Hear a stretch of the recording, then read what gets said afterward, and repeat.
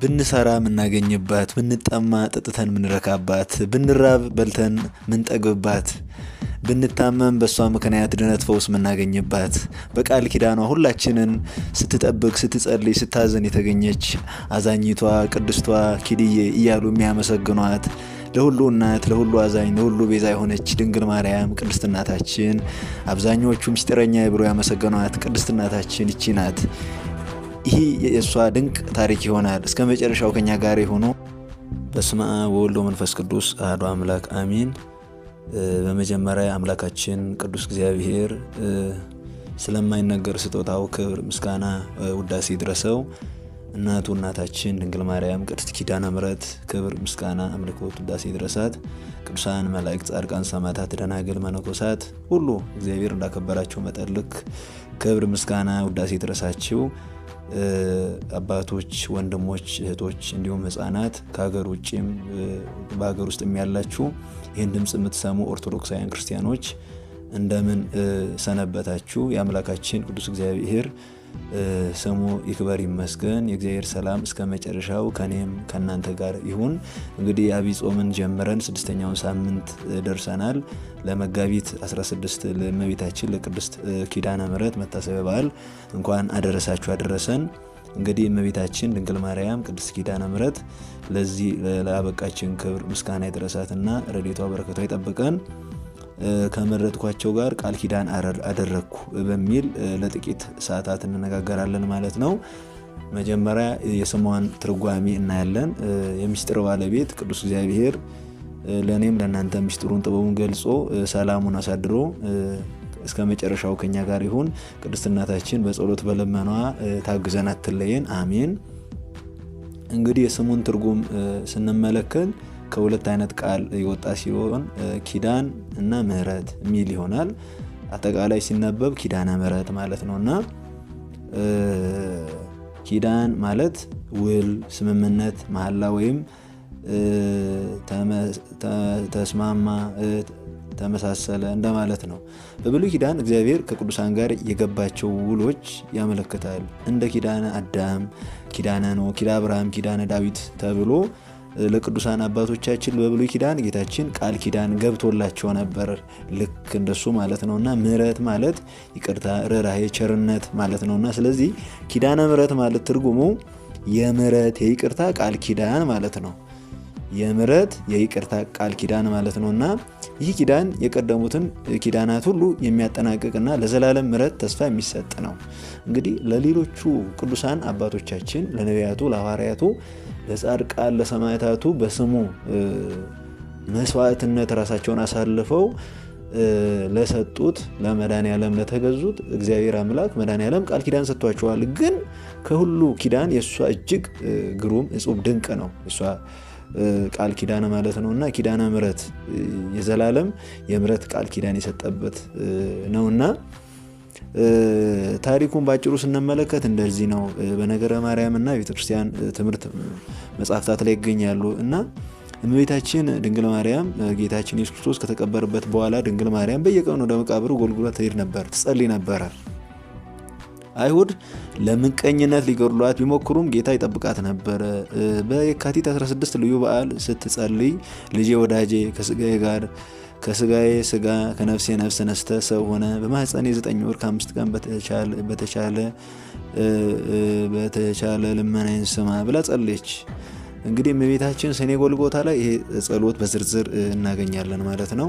ረጅም ጸሎት ነው። ዘውትር ወደ መቃብሩ ስፍራ ጎልጎታ ሄዳ ትጸልይ ነበር እመቤታችን ድንግል ማርያምና ከዛ ጌታችን በክብር ከመላእክት ጋር ተገልጾ ምን እንደሚያደርግላት ጠይቃት። እመቤታችንም በስሟ ለሚማጸኑ፣ መታሰቢያን ለሚያደርጉ፣ ለችግረኞች ለሚራሩ፣ በስሟ ቤተክርስቲያን ለሚያንጹ ዕጣን ዘይትና መባ ለሚሰጡ ትምህርት ምሕረትን እንዲያደርግ ለመነችው። ጌታችንም መሐልኩ ለኪ በርእሴ ወበአቡየ በመንፈስ ቅዱስ ያው ብሎ በራሴ በአባቴ በመንፈስ ቅዱስ ቃል ኪዳን ገባሁልሽ ብሎ የምሕረት ቃል ኪዳን ገብቶላታል ማለት ነው። ይህ ቃል ኪዳን ከነሐሴ 16 ደግሞ አረጋግጦላታል።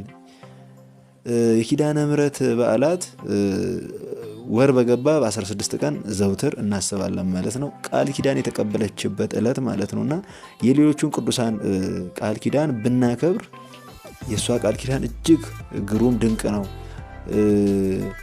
ያጡት ያገኙባት፣ እንደገና የተራቡት በልተው የረኩባት፣ የተጠሙት እርካታ ያገኙባት፣ ያዘኑት የተጽናኑባት ነው። ለሁሉ ጸሎተኛ ናት፣ ለሁሉ አዛኝ ናት፣ ለሁሉ ደራሽ ናት ቅድስት ኪዳነ ምሕረት እናታችንና ከቅዱስ ዮሐንስ በላይ ከፍጥረት እንደሷ ቃል ኪዳን የተቀበለ የለም። የሷ ቃል ኪዳን እጅግ እጹብ ድንቅ ነው። ከዚህ የተነሳ ወር በገባ በ16 አባቶቻችን እንዳስተማሩን ኪዳነ ምሕረት ብለን ዘውትር እናስባለን ማለት ነውና በኢትዮጵያውያን ያው የካቲት 16 ቀን የዓመት ክብረ በዓሏ ነው ያለፈው የካቲት ወር ላይ። በግሪጎሪያውያን ደግሞ ፌብሩዋሪ 23 ላይ ነው የሚታሰቡ ማለት ነው። ዘውትር ወር በገባ 16 አሁን ነገ መጋቢት 16ን የሷን ዝክር እናስባለን ማለት ነው። ሁሌም ወር በገባ 23 በነሱም ቢሆን ይታሰባል ማለት ነውና በየወሩ በ16ኛው ቀን በትንሽ ድምቀት ይከበራል። ግን ዋናው በዓሏ የካቲት 16 እና ነሐሴ 16 ዕለት ነውና ይህ የእመቤታችን አማላጅነት በየጊዜው ለማስታወስ ነው። በዚህ ቀን ቅዳሴ፣ ውዳሴ ማርያም፣ መዝሙርና ለድሆች መርዳት ይመከራል። ሌላው ምንድነው? የኪዳነ ምሕረት ጸሎት ተወዳጅ ጸሎቷ አጭር ጸሎቷ ምንድነው የሚለው እናያለን። በቤተ ክርስቲያን ትምህርት እና በነገረ ማርያም መሰረት የተገኘው ጸሎት ኪዳነ ምሕረት እመቤቴ በእናትነትሽ ምልጃ ለኛ ምሕረትን ለምኝልን። የቃል ኪዳን እናት ሆይ ስምሽን በእምነት ለሚጠሩ ሁሉ ከልጅሽ ከጌታችን ከክርስቶስ ዘንድ ምሕረትን አድርጊልን። እናታችን ሆይ በዚህ ዓለም ችግርና ሙታን ከኛ አድኝን፣ በመጨረሻም ለዘላለም ሕይወት እንድንወስን ለምኝልን እያል እንጸልያለን ማለት ነው። አብዛኛው ምእመናን በቅዳሴ በውዳሴ ማርያም ይህን ጸሎት እያስገቡ ይጸልያሉ፣ ይለምናሉ ማለት ነውና ይህ የቅድስት ኪዳነ ምሕረት የእመቤታችን አማላጅነትን የጌታችን ምሕረትን ያጠነክራል። ስሟን በእምነት ለሚጠሩ ዝክሯን ለሚዘክሩ ለሚያደርጉ ሁሉ ምሕረት ያደረገ ተብሎ ይታመናል። እንግዲህ በስሟ ዝክር ለዘከረ ስሟን ለጠራ የምሕረት ቃል ኪዳን ሰጥቷል ጌታችን ኢየሱስ ክርስቶስ ማለት ነውና ሌላኛው ማየት ያለብን ጉዳይ ምንድነው? በበዓሉ የሚደረጉ ተግባራትና ምን ማድረግ አለብን? ምንድነው የምናደርገው? ዕለቱ የእመቤታችን የቅድስት ኪዳነ ምሕረት የመታሰቢያ በዓል ከሆነ ምን ማድረግ አለብን የሚለውን እንመለከታለን ማለት ነው። አንደኛ ያው ቅዳሴና ጸሎት ማድረግ አለብን። በቤተክርስቲያን ቅዳሴ መካፈል፣ ውዳሴ ማርያምን ማንበብ፣ ድርሳነ ኪዳነ ምሕረትን ማንበብ፣ የእመቤታችን የቅድስት ኪዳነ ምሕረትን ተአምሯን ማንበብ፣ የሷን ቸርነት የልጇን ቸርነት የሷን ጸሎት ስለሷ ማንበብ ያስፈልጋል። ቸርነት ስንል ለድሆች በሷ ስም ቸር መሆን፣ ለድሆች ለችግረኞች ምግብ፣ ልብስ ወይም ገንዘብ መስጠት። በኪዳኗ ውስጥ ጌታ ቀዝቃዛ ውሃ ብቻ ቢሆንም ለድሆች ሰጥተው ከተመከሩ ምሕረት እንደሚያደርግ ተጽፏልና እንግዲህ ከዚህ የተነሳ ነው ቅዱስ ዳዊት አባታችን ያው በመነሻ ላይ እንዳየነው ኪዳን ተካያድኩ ምስለ ሮያኔ ብሎ ከመረጥኳቸው ጋር ቃል ኪዳን አደረግኩት ብሎ ቅዱስ ዳዊት ያስቀመጠልን ማለት ነው። ሌላው ዕጣን፣ ዘይት፣ መባ ቤተክርስቲያን ማብራት ወይም በቤት ማድረግ፣ ቤት ከቻል ሻማዋን ማብራት ብንችል ቤተክርስቲያኗ ያለበት ቦታ ሄደን መሳለምና ማስቀደስ ባንችል ቤተክርስቲያን ያለበት ቦታ ተገኝተን እንትን ማለት ነው።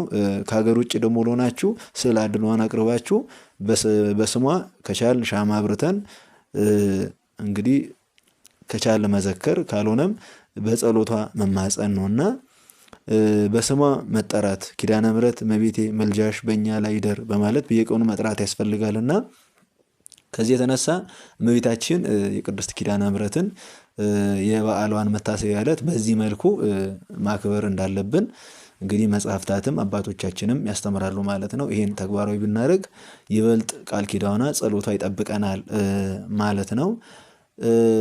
እና ለምን የቅድስት ኪዳነ ምሕረት የመጨረሻው የሚሆነን ለምን የቅድስት ኪዳነ ምሕረት በዓል ለምን ታላቅ በዓል ነው?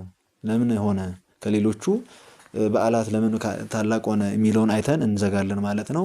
ድንግል ማርያም እንግዲህ የኪዳን መደምደሚያ ርዕሰ ኪዳናት ተብላ ትጠራለች።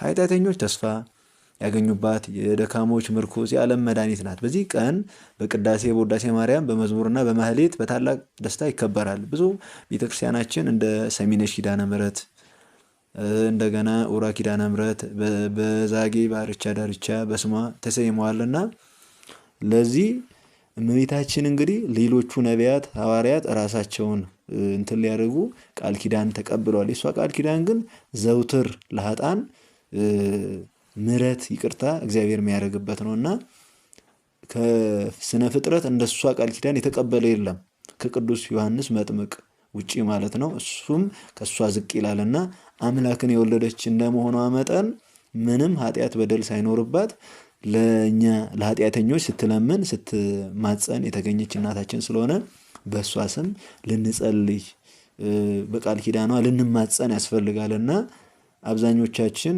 እንግዲህ የመንግስተ ሰማያት መክፈቻ ቁልፍ ያዘች እናታችን እንደመሆኗ መጠን የመዳናችን ምክንያት መኖራችን ምክንያት ሚስጥር ናትና ደካሞች የሚበረቱባት ያዘኑት ሚጽናኑባት እናት ናት። ለሁሉ ደራሽ ለሁሉ አማላጅ ለሁሉ አዛኝ ናትና ለስነ ፍጥረት እንኳን ለሰው ልጅ ቀርቶ ለውሻ ሳያንስ ሳይቀር ምታዘን እናት እንደመሆኗ መጠን ከአባታችን ከአዳም ኪዳን ከሌሎቹም ከነ ሙሴ ከነቢያት ከሐዋርያት ኪዳን የሷ ቃል ኪዳን እጅግ ግሩም ድንቅ ነው። ግሩም ድንቅ ነው። መትሕተ ፈጣሪ መልዕልተ ፍጡራን ስለሆነች ማለት ነው።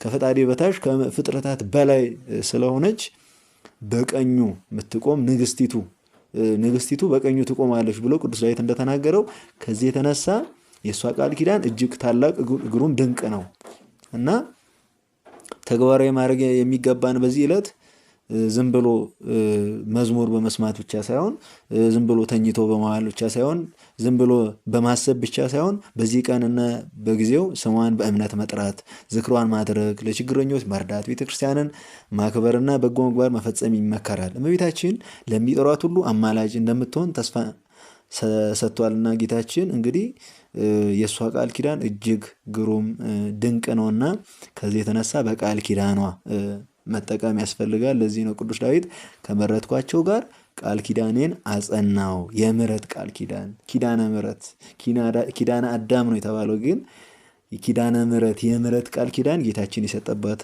ነውና ቅድስት እናታችን ድንግል ማርያም እውነት በጸሎት በለመኗ በቃል ኪዳኗ ሁላችንን ትደግፈን። እውነት በስደትም ያለነውን እሷ ታስበን አትተወን። እውነት በጭንቀት በህመም ያሉትን ሁሉ ድንግል እናታችን ቅድስት ኪዳነ ምሕረት ይህን ድምፅ የምትሰሙ ሁላችሁንም እመቤታችን አለውላችሁ ትበለን።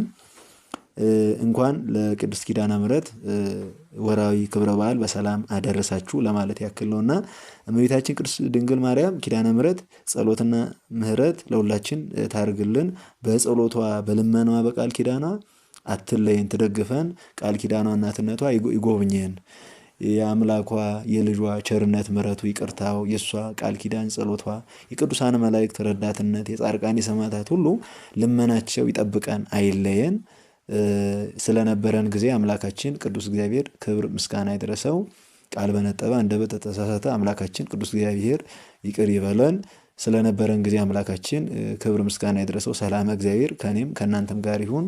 አሜን። ወስብሐት ለእግዚአብሔር ወለወላዲቱ ድንግል ወለመስቀሉ ክቡር አሜን። ይቆየን።